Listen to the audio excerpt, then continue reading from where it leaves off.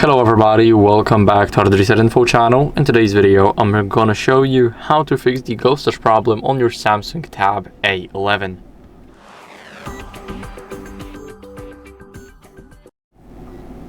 So first, what you guys want to do is remove the screen protector or a case, because whenever a case is, let's say, let me show you the screen. Here we have the bezels, and whenever the case is touching on your screen and not on the bezel only, then that might already cause the ghost touch problems or just make your screen become less responsive.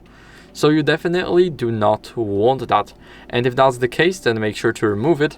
And now moving on to the screen protectors, whenever you apply it poorly or someone just misaligned it and it's not aligned properly, then I would recommend taking it off. Also, when it's bad quality and it's not one of the best ones that you can get on the market, then that might also cause the issues. So remove them if that's the case. Now all you guys have to do is clean the screen to remove any debris or moisture. And now here we have the microfiber cloth. This is what we're gonna use to clean our screen.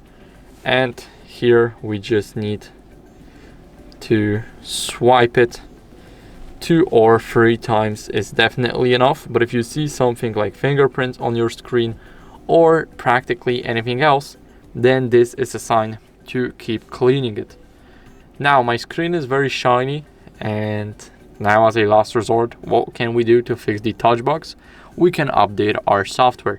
So let's unlock our tablet, and here let's go over and open up the settings. So let me open them up again.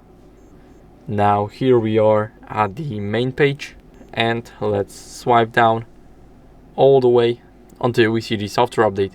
Click here and click on download and install.